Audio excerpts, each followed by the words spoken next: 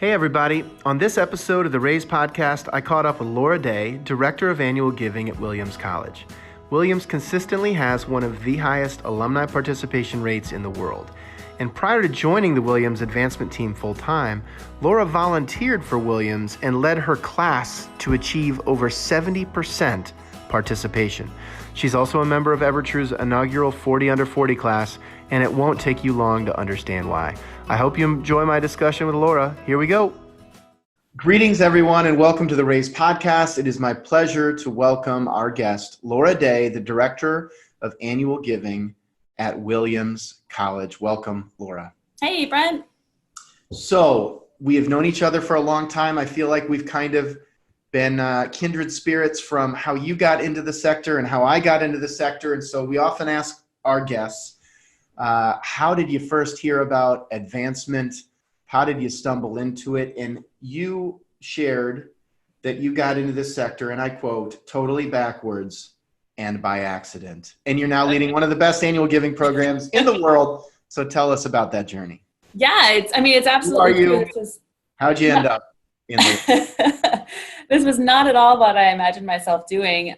So one of the joys of my life is that my family is often there's a sort of an educational through line that you can trace.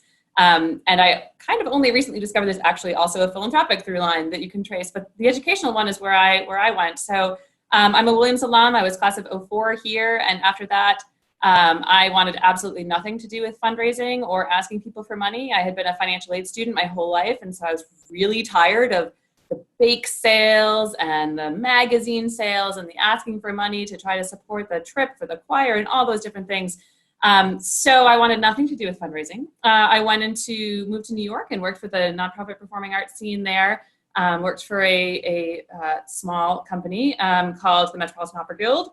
And there worked my way up I started as a sort of part-time ticket attendant. And by the time I left 6 years later, I was the youngest person by 15 years on senior staff. So you graduated from Williams. Yep. One of the top colleges in the world, and you were like, I need to get into part-time ticket sales. That was sort of the career path? I mean, it seemed like the logical step, right? So I was actually a music major at Williams, and there was a brief moment. It lasted all of about 2 hours when I thought perhaps that I wanted to be a performer. Had you gone down that path, what show would you be in right now, or how would you be performing musically? I don't even know. I was a vocalist. One other piece that you and I share, Brent, is a history of growing up in the Midwest. So I grew up in Northfield, Minnesota, about a stone's throw from the St. Olaf College campus. And many of my neighbors were in the music faculty there. My dad was actually an English professor there, which was that sort of educational through line I mentioned for my family. Or part of that. And so I often, growing up, viewed like music as a logical way forward and something that I loved very dearly. I was a music major here at Williams, Music and American Studies double. And so it is part of who I am and how I view myself. And so that was a logical thing to consider doing. And the more pragmatic side of me also recognized a need to figure out if it was really what I wanted to do, because I'm not one of those people who lives, breathes, and is the art, but it's something that I have always done and that I always will do and that I always love. And so it was a question of how much of that did I want to be a central guiding post in my career, and how much of it was something that was just part of who I am and how I operate in the world, and find other ways outside of my profession to scratch that itch. So it turns out that's the better approach for me, is to find more ways of doing it outside of work. But at the time I didn't know that. It's sort of the journey that you have to learn. And so I was taking classes at Mannes College, the New School for Music, continuing my voice studies, and picked up this part-time job for the Met Opera Guild. I was selling lecture tickets and score desk tickets and working next door to the folks running the backstage tours. And about 6 months after I started doing that, my supervisor, one of my two supervisors at the time, retired after 28 years in the role. And I suddenly found myself in charge of a lecture series. But I took that series from a 28 event program to about 104 events over the course of the Met performance season. And as I say, sort of worked in a number of different ways. Basically anything having to do with opera and education for the Met that was not having to do with schools was what I was doing at the time. While I was also doing that, I was finishing work at around 6:30, taking the elevator down, walking across Lincoln Center Plaza, and then taking another elevator up at Fordham and completing an MBA there before keeping on all the way home at my nightly commute. And so when I finished my How many MBA other program, music students were in the MBA program that year? yeah, one. It was me. I was also one of maybe 3 liberal arts students or other folks not working in finance. So what was the catalyst to do that? I mean, it's served you well, and we'll get more into that. But at what point on that journey were you thinking, I might go into the performing arts or get my MBA or both? Yeah. So I was enjoying the work I was doing in the nonprofit art scene, but also recognized that I had started at one of the biggest fish in that particular pond and had worked my way up very quickly. And so in order to make any sort of career transition, there was going to be this whole other skill set that I would need. And I recognized the MBA program as one of the ways I could get that. And I intentionally chose that instead of a more niche program like, say, a master's in performing arts administration, because I recognized the transferability of those skills and wanted to make sure that I gave myself the flexibility to take whatever journey might next occur to me. So what was that program like, and anything stand out as being, I mean, I just imagine there had to be some moments that were challenging, just given where you'd spent your educational focus area on, to then sort of jump into the business deep end. I mean, was that, but at the same time, you had a window into some of that through your early career work after college. So would you recommend an MBA in general, and specifically, what do you reflect on, or what skills maybe do you use the most from that program? Yeah, the most transferable and the most relevant pieces for me today are still the training in and the extensive background in leadership and team leading through change, and communications, in particular, a couple of classes on cross-cultural communications and negotiations. And I find that in particular, while it was really billed as a program around a multinational type of cross-cultural, there's also a bit of cross-cultural conversations that happen internal to higher education, between administrators and students, between administrators and donors, between students and donors, or students and alumni. There's a little bit of some interesting cultural shifts happening, and having a firm grounding in ways to manage that and navigate that has been helpful for me. I love negotiations and the art of negotiation, and that was one of the things in my business school program that I enjoyed the most. And I recently read a book called Never Split the Difference by a guy named Chris Voss, who is an FBI hostage negotiator. And it was just such a good refresher on negotiation. And it's one of those things that whether it's at work or at home or with family or whatever, it's a really interesting skill that there is so much science behind it that it's funny that you mentioned that was something that really mattered for you in the context of higher ed, where you do have to tactfully negotiate and influence, oftentimes not having direct control or power over a specific situation. Mm-hmm, mm-hmm. And I think it also is part of what ultimately made me feel really comfortable about making a shift into fundraising. Taking a small town Midwest girl and plonking her in the middle of rural Massachusetts meant that, I brought a lot of my own preconceptions about what negotiation was, and it was very Midwestern and delightfully terse and not very forthcoming and not a lot of sharing, but a lot of goodwill, but just like behind a poker face, right? And turning it into a much more comprehensive approach, thinking about what are the ways in which you're not splitting the difference, you're not redividing the pie so that some people get more than less, but what are the additional pieces of value that can be brought to this conversation to make it more rewarding and fulfilling for everyone involved. And that really helped me flip my lens and recognize the ways in which I have really good skills and training for this work, even though it's not anything I imagined myself doing. And so you did the MBA program and then started feeling like there was a ceiling, or maybe there just wasn't an opportunity for advancement in some of the interest areas that you wanted to pursue, and ultimately started moving towards the education fundraising world. And Williams was your ticket to doing that. Walk me through that part of the journey. Yeah. So at that point, I still thought I wanted to run a nonprofit organization, an arts organization. I recognized I had gotten most of the skills that I set out to achieve through the MBA program. But of course, fundraising is a huge piece of any nonprofit position, regardless of what role you're in. And I recognized a need to get better training and skills in that. And that was not anything, even with, a 15 to 18 month typical tenure for a fundraiser in New York, no one was going to take a chance on me with that. So I said, well, who do I know that does this well and how can I learn? And so that's the moment at which I raised my hand and became an agent for my class at Williams. I stepped in as a head agent in February of 2010. And so that was for Williams. We have a delightfully bizarre schedule where our fiscal year is July 1 to June 30th, like many, many others. But we are incredibly peer-to-peer based, and our volunteers are active October 1st to March 15th. So for me to come into this new role, I really only had about 6 weeks of experience to gain in that fiscal year before then gearing up for the next year.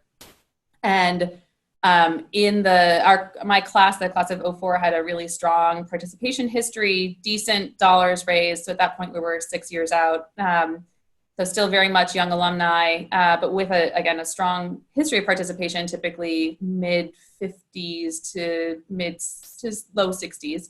And in the 4 years that I was head agent for our class, we broke 70% every year. So turned out it was something I was actually pretty decent at too. And so you really viewed, look, a lot of people get roped in as volunteers by another friend who asks them to help when they agree to help. But you really viewed the class agent experience as basically an unpaid internship. Absolutely. Where you could learn the business of fundraising on a small scale focused on your class, but have measurable results. I mean, at what point did you feel like, wow, we're basically the best in the world at this. Williams has one of the highest, if not the highest, alumni participation rates. But you didn't think, let's maintain that. You thought, how do we take it from great to greater, and from 50 to 70% plus? When did you realize that there was that opportunity? And did you have a game plan? Did you set a goal, or did you just sort of intuitively attack it in a manner that other people don't, and the results just followed? I mean, I imagine the team at Williams, for all the good results they've seen, still said, wow, 70% plus consecutively, not just in reunion cycles, is borderline unheard of. So was that a goal, or did it just happen?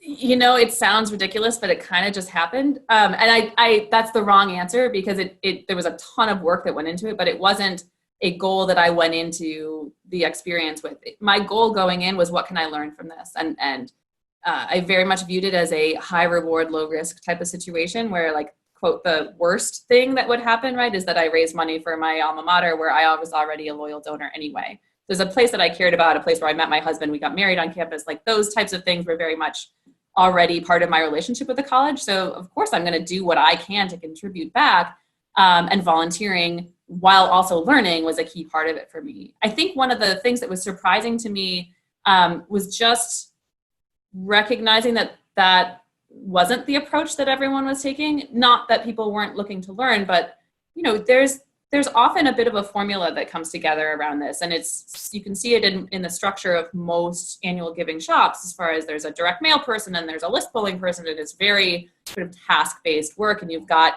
your calendar for the year all planned out and all this stuff. And I gave myself the flexibility to walk into an art museum, or think about the other types of nonprofits that I was interacting with while I was in the New York area, and intentionally pick up a membership brochure and see, what are they saying about themselves? Why are they saying it that way? What would happen if they said it this way instead? Would that make a difference? And thinking about the really geeky things like listening, actually paying attention to the NPR fund drives on WNYC and things like that. Again, how are they framing things? Why? What motivation are they trying to tap into when they're framing things in specific ways at specific times? Because if you listen to enough NPR, you notice that a lot of the matches tend to come up between 7 and 9 a.m., which is sort of when people are puttering around home, making their coffee and trying to get out the door. So why? Why is that the time at which they try to tip people in as donors, recognizing that the match is a motivator for so many? So this is really timely, because on Saturday, I just had a Brown Football Association board meeting, and I'm going to be helping on a volunteer basis with our fundraising efforts. And so I was looking at the class of 2004 football alumni, the same way that you got a list of the class of 2004 Williams alumni when you started as a volunteer. And, the way I think about it is, okay, we have this broad participation issue. We do not have strong participation consistently. And that applies to pretty much every single class that we work with. And so I really got into the data from just my teammates, my classmates, people I know really well. And it was just sort of looking at the basics. Okay, how many have ever given, right? How many gave last year? What's the max amount anyone has ever given? And if we could just get all of these guys to give the best gift they've ever given in the same year, our results would be 5 times better. Mm-hmm. And so the question is, for me, I know that with that group at that level, it's 30 people. It's just scheduling the time, having the conversations, explaining why now is a time to get reconnected and engaged. And we are going to 5x the results among my class. I have zero doubt. The question is, how do we scale that to 2,500 other Brown football alumni? And I think that there have been a lot of attempts at the quick fix, the gimmick, this new tool, that thing. But ultimately, how do you reflect on your experience going from 50% to 70%? And then asking yourself the same thing, which is, how do we scale this to 20,000 Williams alumni, recognizing that not everyone is going to have the same professional motivations that you had, where they're going to treat it like an unpaid internship. Or maybe the answer is, we have to find people who treat it like it's a job, and we can't rely on, more sporadic volunteers, let's call it. So literally, this is what I'm working on this week, trying to figure out, how do we go from where we are to, we could legitimately triple, I think, our results in both donors and dollars if we can come up with a scalable way to personalize outreach. But it's not going to happen through our giving day or through a better mail appeal. I think it's got to be human-to-human engagement, and obviously Williams has a unique view on that. Yeah, absolutely. I don't think we're fully unique in this, but I think the level to which we rely on the personal relationships between our volunteers and classmates or other assignments is quite special. And I've heard that from fellow alumni, and I've seen that as we're training, say, our senior class agents. I tell them my story after I ask them to go around the room and introduce themselves and what motivated them. They have these lovely, beautiful, altruistic reasons for volunteering. And I said, that's great. I recognize a skill set that I wanted, and I went after it to try to advance my career. And I'd say that's worked out pretty well, albeit not in the direction that I had initially anticipated. And that gets a chuckle, but it's also like, it's the truth. And you can come to this work for many different reasons. We've got plenty of volunteers who just manage their group of 3 suite mates who they lived with for 2 years, right? I mean, when we've got a alumni base of just shy of 30,000 and about 1,600 volunteers, you've got the flexibility to do that. But it is also a level of guidance and coaching. I'm intentionally using those words rather than training, even though training is sort of the more standard word to use here. But I use those words around guidance and coaching because if it's done well, you don't know that there's somebody else giving any sort of advice or backing or roadmap to how to navigate this. And I often think of some of the samples that I've shared, again, with new agents and with young agents in particular, to let them see the level of, it's not personalization as in mail merging in Brent's name. It is a one-on-one piece of correspondence, whether it's a phone call, an email, or a text, really depends on the relationship you have with that person. But it's making deeply personal references. One of the gifts that I achieved as a head agent for my class, I very vividly remember sitting down and writing.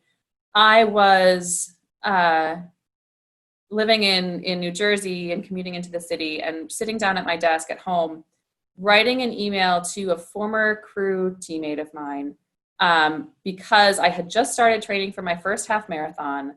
And I had gone on a long run that morning, and I thought of her because it was one of my first 10-mile runs.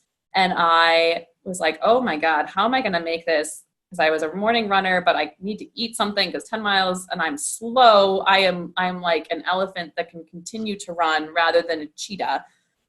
So I needed to eat something. So I thought of her, and I remembered our early morning workouts for crew. And I put together, a simple peanut butter roll up on a tortilla, and I ate that, and it got me through my run, and I had a great run. And I sat down, I wrote her a message about it and said, and it made me think of you, Lindsay. And I, in thinking about you, I hope you'll continue thinking about all the good times we had on the water, and that you'll continue supporting Williams this year. And she wrote back and said, I never respond to these things because they're typically just not actually talking to me, but you made me laugh, and you made me actually think about like the crazy stuff that we got up to. And I'm so glad to hear from you. And yes, I'm making my gift as well. It's amazing the parallels with the sales world. And I think sometimes sales is considered a dirty word because of the bad connotations, but I'm in sales. Fundraising is sales. And the way you stand out is by really personalizing things in a relevant, fun, insightful way. In my, with my team, I'm like, please don't send an email that says, hey, Laura, I'm just checking in on the contract, or, how are we coming? Anything I can do? Like if there's not a way to personalize and be helpful in every interaction, then it's a waste of your time and it's a waste of the prospect's attention. Every single touch point, we should be able to find a way to add value. It could be a relevant blog post, or maybe a recent podcast episode, or something that we saw in the news that was happening on campus.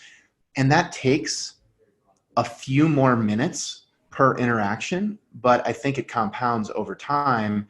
And I do feel like that's one of the challenges with peer-to-peer is everybody's looking for the quick hit. Everybody's looking for the mail merge where it feels personal, but it's not. And I think that is so different than a peanut butter on tortilla roll up reference. And so one of the debates that we're having, and I shared with you before we started recording that last night I was down at Emory, and I think so highly of Josh Newton and Cutler Andrews, who just joined their team.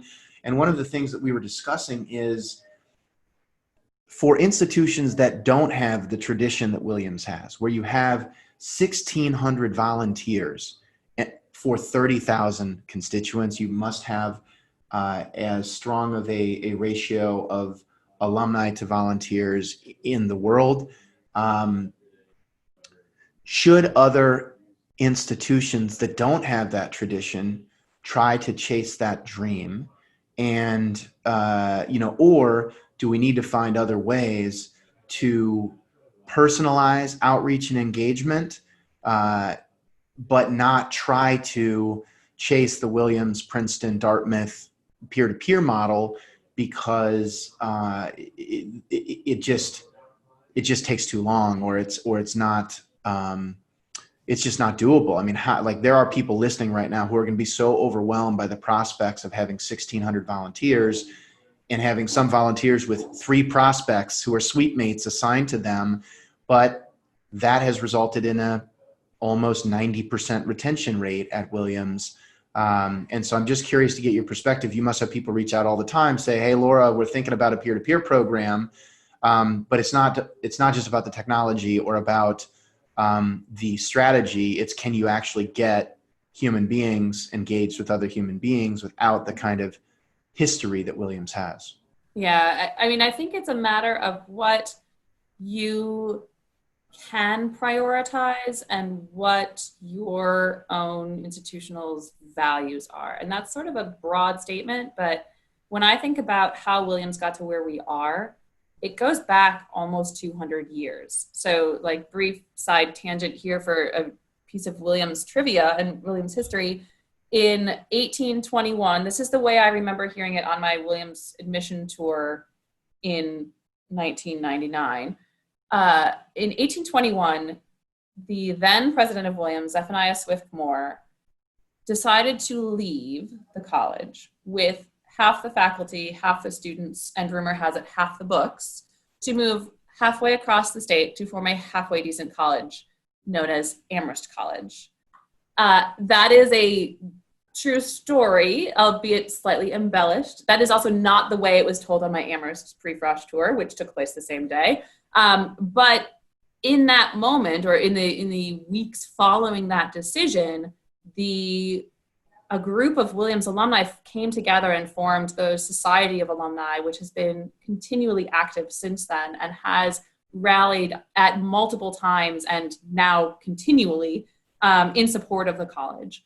So it was alumni who came together then to provide the financial and sort of moral and emotional support for Williams to continue as a college in 1821. The Alumni Fund traces its origin to the World War I in the great spirit of the students at the time. I think it was 94% of students enlisted during World War I. So in 1917, all of a sudden there was this massive, huge projected revenue shortfall. And so alumni banded together at that moment to attempt to raise $10 in 1917 dollars from every alum to make up that shortfall. And that's really where our alumni fund started. At that point, it was all about the dollars and not about the participation, because it was really about the revenue shortfall. Then around 1933-34, we started to focus on participation. And it was in part because the dollars were there, right? So when I talk about it, what you can afford to focus on, if you don't have dollars, you have to focus on dollars. Much as we pride ourselves on participation, it is still the dollars that make up the gap that needs to be filled every year. When you have good confidence in the large percentage of the dollars coming in, then you can start to think about participation. Mm-hmm. And the extent to which you can think about your participation really comes from how you value that as an institution, how you value alumni coming together to do something, as opposed to being small pockets of alumni doing things where they have deep pockets, right? So with our history, participation is a clear institutional value and a clear priority for the Alumni Fund. It's not something that is easily replicable, right? You can't just sort of pluck it out of Williams and put it somewhere else and have it just magically grow and take root in the same way, because the history isn't there. The same sort of legendary stories about alumni coming together are different at different colleges, or they don't exist at different colleges. But if you think about something like Sweet Bar now, right? I mean, they're still fighting through over the last couple of years, but you can imagine that the Sweet Bar alumni who are engaged and motivated now are going to carry that legend forward in another way for that college and their alumni. Yeah, I think, look, we feel very strongly that one-to-one human outreach is more important now than ever. I think that over the last 10 years, with the growth of marketing automation systems and everything being a mail merge, there was a period when everybody rushed at that and started talking about marketing journeys and personalization. But we are also inundated with that, and we are just around the corner. Just so you know, we're recording this on the Wednesday before Thanksgiving. So in the next week, between Black Friday, Cyber Monday, Giving Tuesday, we are going to be absolutely inundated with personalized emails from marketing automation systems that are going to increasingly be lost in the noise. And so I think that from our perspective, we think the only way to achieve both dollars and donors growing in the coming years is by improved personalization. At the same time, I am very skeptical in the ability for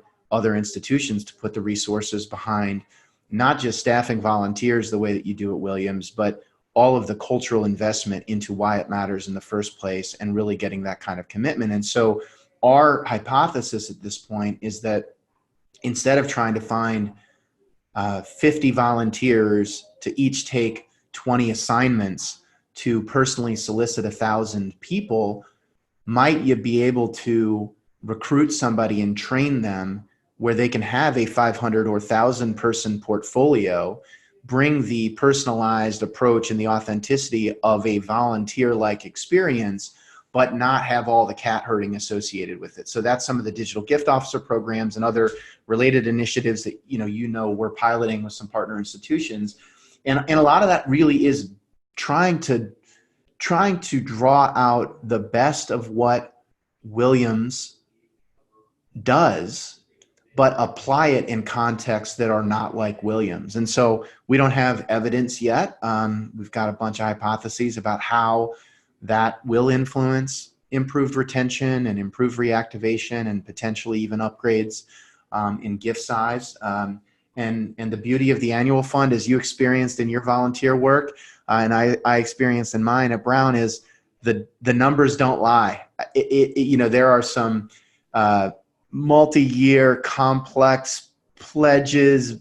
It can take a long time at the major principal level, but we find out every year there's a score on the scoreboard for the annual fund, which I love because you can test things and try new things, whether it's technology or just new approaches, and then know if it worked or not. And so I guess, when you think about that, I know that you are in a unique position through some of the work that you and some peer institutions are doing with the Schuler Foundation. And I would just love for you to share a little bit about the context for how you got engaged with Schuler, what Schuler is, why they care about this topic, and in the spirit of having very measurable impacts in a short amount of time, I'd love for you to share a bit on what you've learned over the last year or so. Sure. So the Schuler Educational Foundation, the Schuler Education Foundation is based in Lake Forest, Illinois, and their primary objective is a Schuler Scholar program. So the foundation as a whole has about 100 staff, and 50 of them are basically situated at the foundation offices, and the others are distributed among and in residence at the partner high schools that the foundation works with. And if you go to one of these high schools as a student, you are supported from the moment you become a high school student through the minute that you finish college. So the foundation staff help support the high schools and then support the high school graduates as they go on to really high achieving schools. And these are typically students who are high financial need, but high potential as well. And so the foundation was created by Jack Schuler and his daughter, Tanya. They're both Tufts alumni. And they're really focused on this model of higher education within the United States and thinking about the ways in which their further philanthropy can help support that model. So Williams is one of 5 schools working with the foundation on a multi-year project around young alumni engagement and philanthropy, where we're really focused on the ways in which we as higher ed fundraisers can and need to adjust our models and try new things and take some risks in order to gain the the loyal donor base that so many schools are finding missing at this point. And this is not about, this is one of those projects that's not about how do you close that dollar gap this year, but how do you make sure that you've got a rich and deep future pipeline of donors who support higher ed and believe in it as one of their own priorities for 25 to 30 years from now. So it's definitely a long game project. But it's really been interesting to work across the 5 schools. I mentioned Williams is in this with 4 others, and the others are Bates, Carleton, Middlebury, and Wellesley. And we've been working very closely with my counterparts at each of those schools to share what we're doing. And that's one of the fun things about this work and this role in particular is not only do you have the annual cycle that you referenced, Brent, but you've also got the fact that you're not trying to steal each other's donors, right? Like if Carleton, which is in my hometown, gets an extra 50 donors this year, that's fantastic. And I can learn from what they're trying and I can try it at Williams and see if it has the same impact here or not. So as part of that work, we've really been focused on growing our loyal donor base. And for this project, we're looking at folks who have given in 3 out of 5 years at a not trivial, but still very much a participation amount. So Williams is unlike some schools. We have no minimum gift amount. We literally have donors who give us their 2 cents every year, as in a handwritten note and 2 pennies taped to the envelope on the inside. So your gift processing team just has a way to process those pennies, basically? Yeah, they're thrilled. They are thrilled about it, let me tell you. But so there's no minimum for us, but I know many schools have sort of like a $5 threshold, at least for their online giving form, in order to make sure that it's worth processing the transaction. In this case, we're looking at $20, and that's sort of an easy number for people to wrap their heads around. It's also an easy dollar amount when it comes to thinking of a donor's mentality. For most folks, if you accidentally drop $20, you're not going to have your world be ended by that. But it is something that is also sort of very easily given away, or, you know, you can spot somebody $20 if you happen to have cash with you, or you can Venmo them $20 to make sure that you can pay them back in reverse, right? So as part of that, there've been a number of things that we've been trying and things that we've seen the other partner schools trying that have been helpful, but most of it comes to thinking really about your donors or your prospective donors not as a large group that's homogenous, but really as a number of individuals. And what are the motivations that those individuals might have? And what are the ways that you can think about the sort of natural clusters that appear within that population and within a diverse population? And what are the types of things that they might have in common? So there's been a number of different projects that we have learned from. One in particular in fall of 18, and then again in the fall of 19, there were 2 different surveys that were conducted by RNL, Ruffalo Noel Levitz. And the 2019 survey is also going live to about 50 schools in February of 20 to see not just what are the bigger trends that might be at play, but also how does this group of 5 schools initially, how does that group differ from or is similar to a larger national audience? And there are some specific targets or very specific quantitative goals around this initiative. Can you share, if not the specific targets, just the general metrics that are a focus of this initiative? Sure. So as we've been thinking about this, it is very much based on the idea of growing our donor base. So each school did a deep data analysis for who are those folks that have given $20 or more consistently, that is to say in 3 of the 5 fiscal years heading into the start of the project. And we want to grow that population. It is on us to retain them. That is sort of the part and parcel of what we do, but growing that population by of those folks who have not been giving consistently $20 or more, gaining a gift of $20 or more. And so we've been talking a lot about sort of our donor base versus what we're calling our eligible pool, which is those folks who had not been giving more who had been giving either less than $20 but consistently, or who had been giving inconsistently at amounts greater than $20. and thinking about the types of ways that we can grow that base by 10%, 20%, 30%, 40%. In the first year, so in fiscal 19, all schools exceeded 30% growth to their donor base. And that was not what we expected. We were each going in with sort of a 10% growth goal with an optimistic 20%. Several of the schools, two of the schools actually crossed the 40% threshold in the first year. Now, what it has turned up is that it is not, for our schools at this point, it is not necessarily a matter of acquisition or a lack of willingness to donate. But I go back to the conversation that the thread that you started with the Brown football team. It's more a matter of churn among the donor base. And what we're looking at here is also not necessarily a leaky bucket retention phenomenon, but much more about donor churn and stickiness of donating and of giving to the colleges. And so one of the things, Brent, that you and I have talked about offline, which is kind of ridiculous, but very much true, is that Williams has a retention goal of 100% every year. So it's natural that you're not going to achieve that. But when I think about the work that I do and the work that my team does and the work that our volunteers do, it is about making every alum feel confident enough in the college and feel both seen by, respected by, and like they are able to contribute to in a positive way the college in every year. So every alum in every year having a motivation and a reason to give is our priority. It leads to really high retention. We don't actually have a single report that lets us measure our retention, but because we're so focused on just making it not just palatable and easy as far as, removing friction or any sort of perceived barriers to entry, but making it appealing, making it something that you feel good about doing.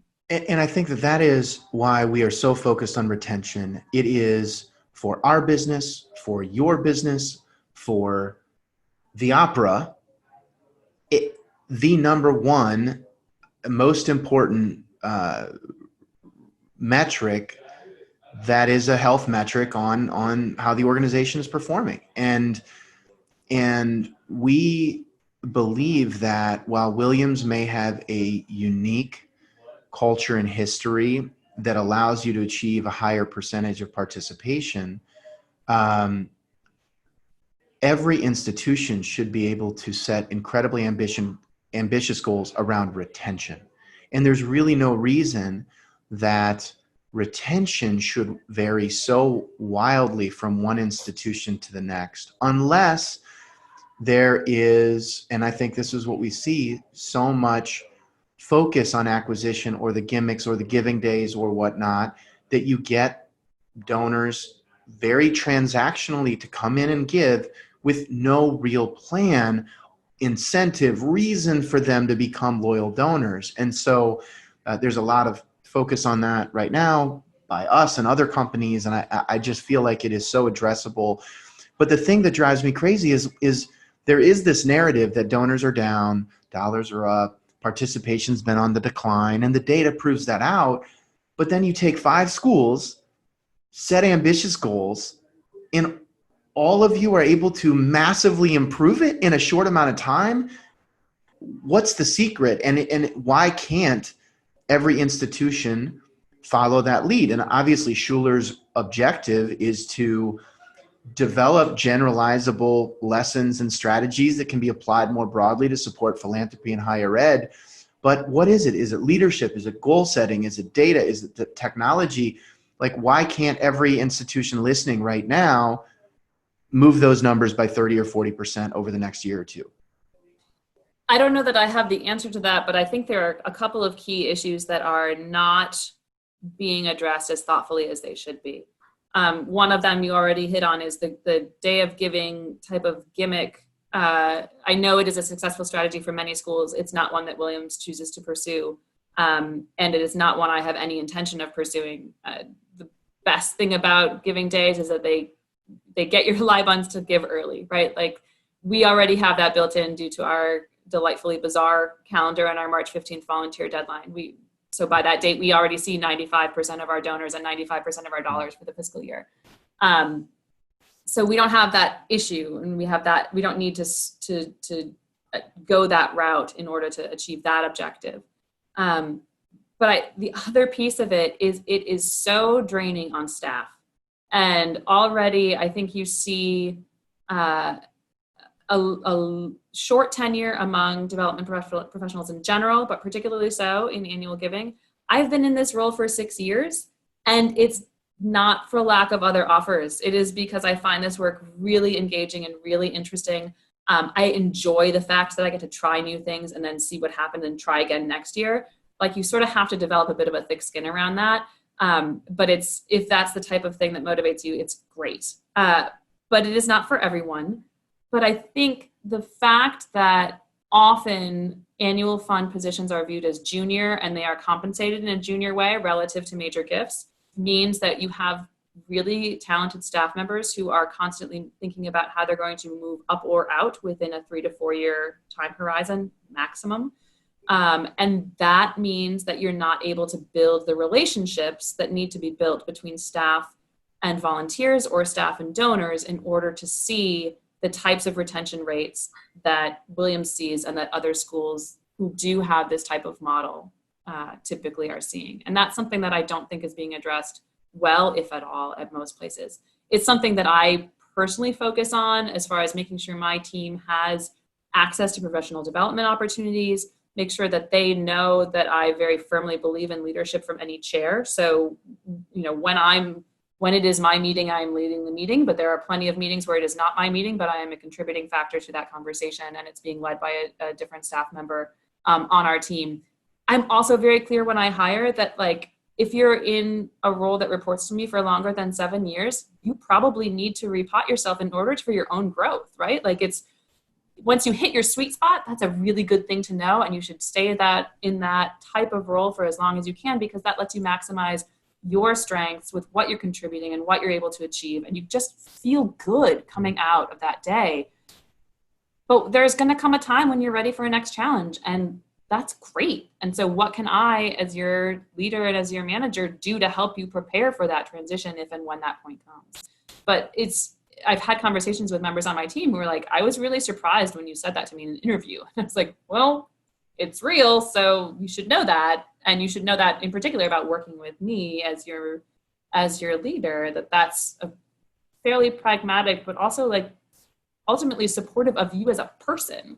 Right. And you as an individual staff member will both be able to bring your whole self to work as part of that. You'll be able to contribute more to what you're doing now, because you know that I'm not like freaking out and looking over your shoulder to see what are you looking at next. But if you're thinking about making a transition, how can I support you in that?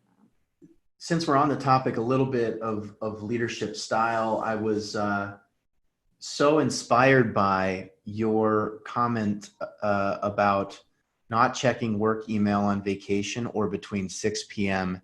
and 8 a.m. Tell me about that, and tell me how to do that. So this is something that I take very seriously.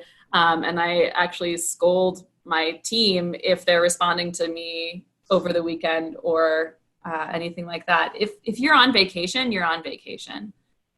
If there is something that is urgent and that requires your attention that no one else can solve, we will text you and loop you into either a phone call or tell you what specific message to look at.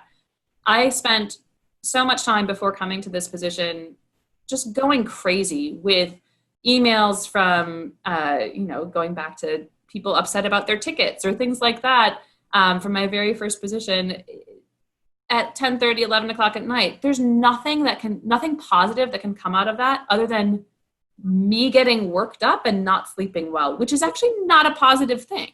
What's the opposite of a dopamine hit? Is that what we're experiencing in those kinds of emails, or is it, I don't know, but yes, I know what you're saying. It's like all the paper cuts and like the tiny things that really aren't that big of a deal, except you're reading it when you're already tired and should have put your phone away and gone to bed. So when I get home, I put my phone on a charging station and I will check it to see if I have any texts around the time that I start to put my kids to bed, which is around, embarrassingly late because my kids are night owls, but should be around 8 or 8:30. If there's no text, then there's nothing else I need to do for that day. And similarly, then when I come in the morning, I don't look at my phone until I have dropped my children off at school and I am either at my desk or walking to my office. And it's having those clear delineations. First of all, it's something that requires the commitment and discipline to do it, but it also requires the buy-in from your own managers and making sure it's part of your team culture. There are plenty of times when that's sort of not a best practice, right? Like, think about reunion weekend. There are text messages flying across staff at all the time, and rightly so, when there are things that come up at 10:30 at night that you need to deal with.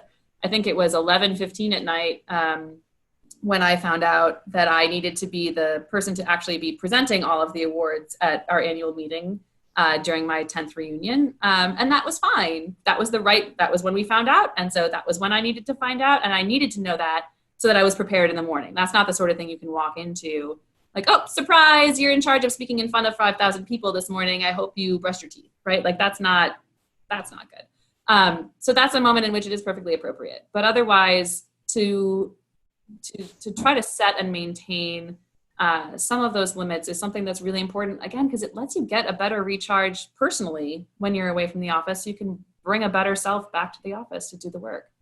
I love it. Very inspiring. Are there books you've read or blogs on that topic that you'd recommend, or just sort of a personal philosophy you've developed? It's sort of more of a personal philosophy that I've developed, but some of the readings that have stuck with me, frankly, from business school was Mary Parker Follett and a lot of her work from the early 20th century around leadership and management studies. I'm forgetting some of the specifics now, but in reading some of her writings, it was very, very helpful. Business school is not about the specifics. It's the general frameworks that intuitively come out when you need them, right? So we've talked a lot about participation. We've talked about the annual fund, but one thing to note at Williams is that what is considered an annual gift can be quite a bit more than what might be considered an annual gift elsewhere. And on that note, I know that you have developed a real interest and passion around women's leadership giving. And I would just love you to share your perspective on how that topic became something that you wanted to research more, and then some of the findings, obvious perhaps, but just some of the findings that are informing how you think about women's leadership giving at Williams, and just as a definition, what is women's leadership giving at Williams? Sure. So I'll back up and just give that framework around our leadership giving program within the Alumni Fund. So as I mentioned, we have no minimum giving threshold. We'll take pennies. We do take pennies. People often give sort of their class year in dollars or cents or both. But our leadership giving program within the Alumni Fund, we have a graduated point of entry for young alumni in the first 10 years out, as many folks do. But a $2,500 gift is considered a leadership gift for alumni 10 years out or older. And our giving levels for leadership gifts to the Alumni Fund, to the annual fund, go up to $250,000. And last year we had 4 donors making annual fund gifts of that amount. You really want those renewals to come through, huh? Sure do. Yeah. But they are great, really great opportunities for folks to sort of make a test gift and see if it's something that they really have the appetite for in a sustained way. And one of the things that my colleague Janine Hetherington, our Director of Leadership Giving in the Alumni Fund, has really focused on is what is that sort of entry level at that $2,500 gift? And what are the things that we can do from a stewardship programming perspective at the $25,000 level, which is where we tend to do more of our differentiation around stewardship provided to donors. And there we have a number of annualized programs. So one is a 4-year commitment at $25,000 to sponsor an annual scholarship, an EAF Scholar, as we call it.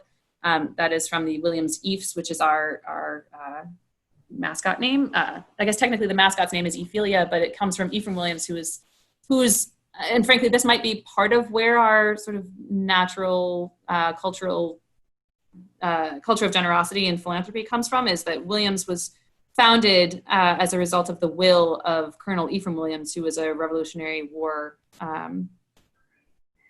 colonel, and who was killed in battle near Lake George. So we have other programs like that to sponsor our tutorial program, which is a type of class in which a professor meets once a week with two students at a time, and the two students have read the same material, and one of them prepares a brief paper and presents that orally, and then the other one basically attacks it and debates it and discusses it and tries to tear it apart. And it's a very intense type of learning, but enables students to get so strong at making a case, at defending their case, at the writing piece of it, of course, but also you develop this really robust relationship with the professor and your tutorial partner in that type of setting. So that's at the $25,000 level. And as we were looking through some of our data, we on June 30th concluded the Teach It Forward campaign, which was our most ambitious to date. We set out to raise $650 million and ended up raising $707 million from 74.2% of alumni made gifts during the course of the campaign, and 87.6% of alumni engaged with Williams in some way, shape, or form over the course of the campaign. So we were really delighted by that. But as we were starting out on that campaign, there was a bit of there's something in the air around women's giving now, certainly, but also then as we were getting ready to kick off in, say, 2012, 2013. And so there was a preliminary analysis done at a major gifts level, and there's not a gap for Williams. At that point, there's not a gap between women donors and male donors as far as giving relative to capacity. So there is a general understanding, if you think about national statistics, women typically make less than men in comparable positions. It's somewhere around 75 to 80 cents on the dollar, depending on the other demographical pieces of the puzzle. So women of color make even less relative to their white male counterparts, even when doing the same job. At a major gifts level, that all kind of makes sense. When you're talking about an annual leadership gift of $2,500, that argument is not quite as strong. It's not as relevant to the conversation. It is, of course, a very big problem from a societal perspective. But when you think about the types of careers and roles that Williams alumni come into coming out of college, and what we know about finances, that is less of an issue. Again, talking about a $2,500 annual gift. We looked more recently. Your hypothesis is that as gift level gets lower, the relative disparity between male and female giving should inherently go down.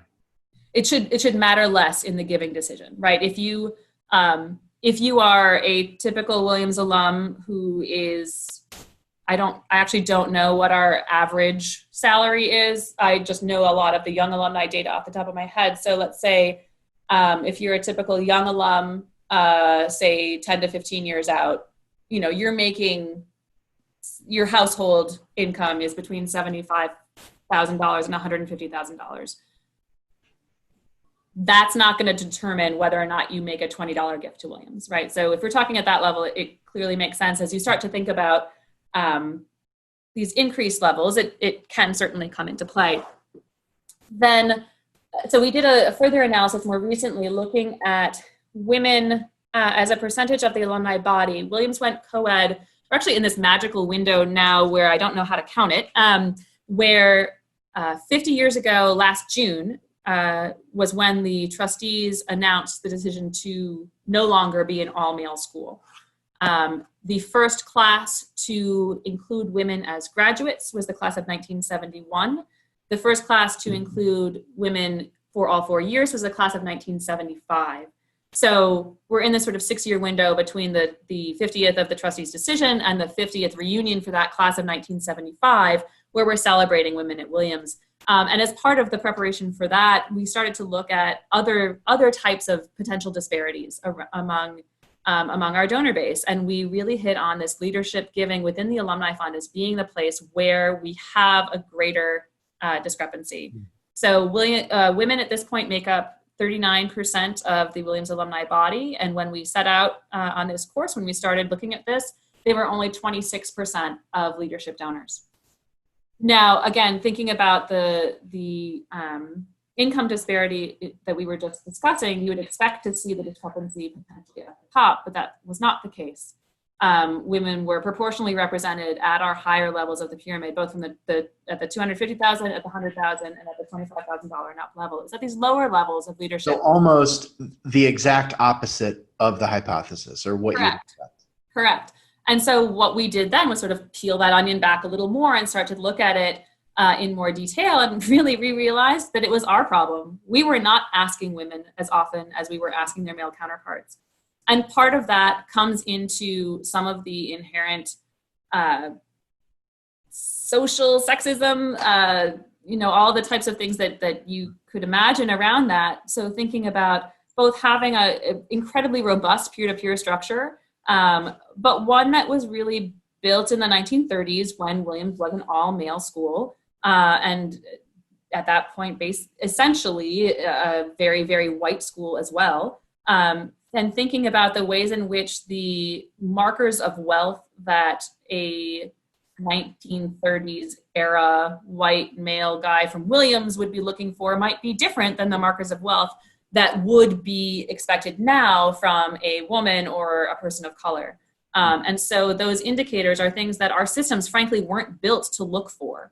And they're things that are there. And if you're interested in more on this, I highly recommend reading some of the work that Mary Beth Gassman and Nelson Bowman have done. But thinking about the ways in which we intentionally seek that information, either from alumni directly or from our volunteers. And so it plays out in little things like, I was just chatting last night with a good friend of mine who was a year behind me and his wife. They have a son who's 2, and they're expecting their second child in the middle of the winter.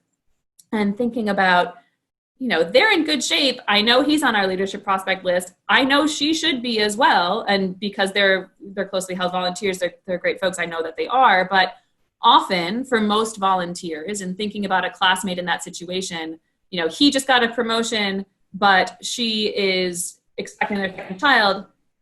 If they're thinking about his ask amount, it likely tips him into an increased ask amount.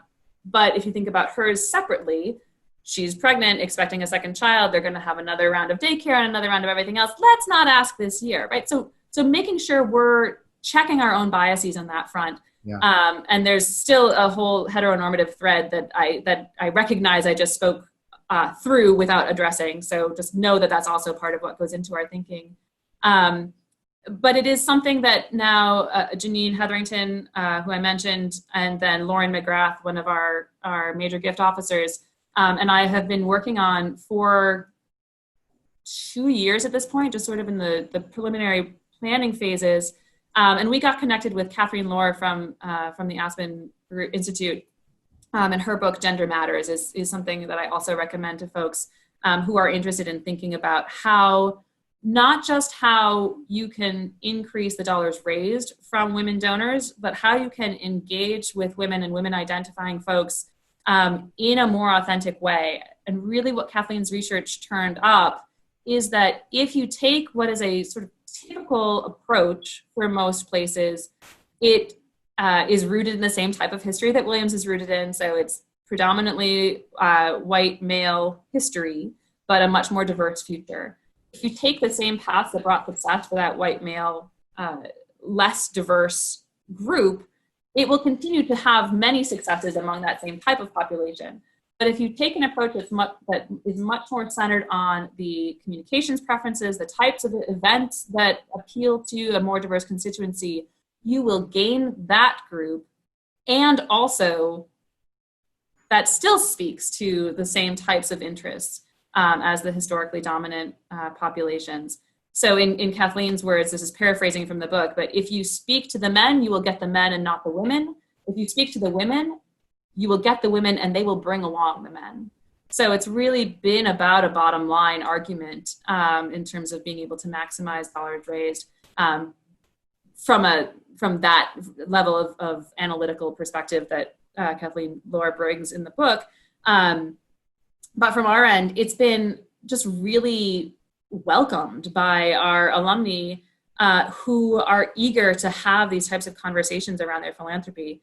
Lauren and Janine just hosted a dinner last week in New York with our board chair, who is herself a woman and a young alum leadership donor. We had 5 tables, each anchored by a woman who has prioritized Williams in her philanthropy. And the rest of the invitees were pre-25th reunion folks who were leadership prospects who had been identified, may or may not have been giving at a leadership level. And the invitation was, come to this small group conversation and talk about the ways in which you want to engage with Williams and the ways in which you engage with your philanthropy. So being super direct about the fact that this is a conversation about giving, but giving broadly, and how Williams can play a part in that for you, but not, come and talk with us and you will be asked for this money on the spot. It's much more of a long game kind of conversation. That's really insightful, and a space that I look forward to learning more about. And while the sort of, from my position as a white male, my perspective on women's issues is through that lens. But I think that there are many examples that are rooted in history, that are traditions that inherently exclude new groups that have become a part of these communities as the communities have evolved. And just on a personal level, we have had a very successful golf outing for the Brown Football Association for 25 or 30 years. We have a diverse set of football alumni, and there are very different adoption rates or participation rates in golf based on where you grew up, how much money you made, etc. And so on one hand, we don't think twice about having this golf outing because the guys from the 70s love it and they can talk about the first championship and get everybody together. And that is really important to them. And we want to steward them in a way that aligns with their interests and preferences.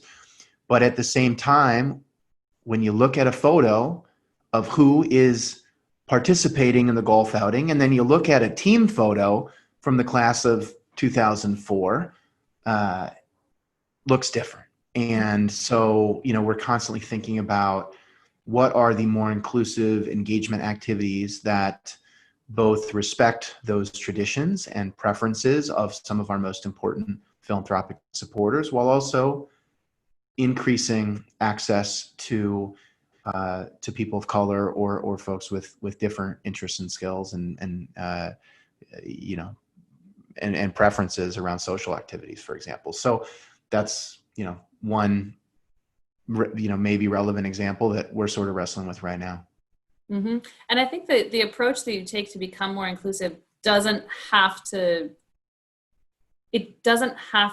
feel like you're suddenly transforming the college into an instrument of being a social justice warrior by itself, right? These changes can be subtle, but they are noted by your alumni, and they are absolutely noticed and taking note when these things are happening, either in a way that does not include or invite everyone, or in a way that does. And when there's that shift made, it's pretty remarkable. And this is not to say that we're doing everything right. We certainly make mistakes, but we're trying really hard to learn. And that's a vulnerability of framing as well, that a lot of schools either aren't comfortable taking or aren't willing to take yet, to say, like, this is something we believe in and we still will screw it up sometimes. And we are trying to learn and wanting to do better. And thank you for understanding and being part of that process.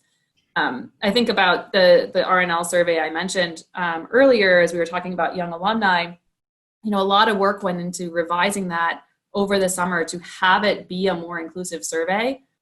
You would not know in reading the survey that it is a, quote, inclusive survey, because it's about subtle choices in language that just feel nicer and warmer and more welcoming than things that are more direct and brusque and to the point. And it's not to say that it's no bleak survey either. It's just in reading the one from 2018 versus the one for 2019 side by side, that you see these subtle shifts and subtle changes. But it's enough that a good friend of mine, who is a Williams alum, who took it in both years, texted me immediately after and said, "Is it just me, or were there changes that happened between last year and now? Because that felt better to take it than it did last year. Well, one of the things that has made it so fun to work with you and your team over the years is that you are working, I think, as you describe it, from a position of strength, but still not resting on your laurels and constantly trying to test and explore new approaches that are not only rooted in your interest in helping Williams excel, but helping the industry excel more broadly. And I think the Schuler initiative is one example of that. But I just can't thank you enough for sharing and for giving us a window into this amazing purple community that you've been a part of. And we have been kindred spirits from our journey from the Midwest to the Northeast, to stumbling into volunteer programs and now having careers in the advancement sector. And I really look forward to continuing on that journey with you as a friend and partner. And so with that, we will wrap. But do you have any closing thoughts? Are you hiring? Anything else that should be top of mind to the Raise audience? I'm actually not hiring. This is a really strong team that I've built over the last few years at Williams. And being somebody who prioritizes staff development, I have a good, really solid team in place. But it is rare to be in this type of role and not be hiring.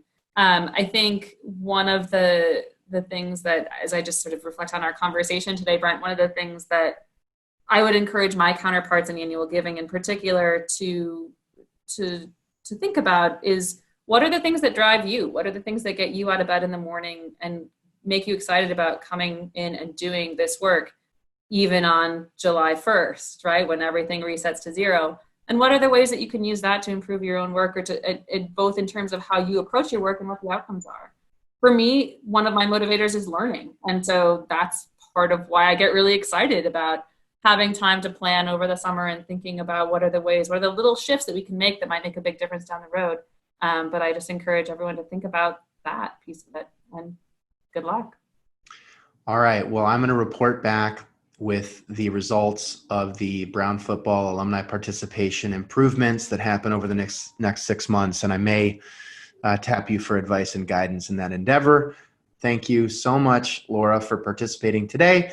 And without further ado, we will wrap today's episode of the Raise podcast. Thanks, everyone.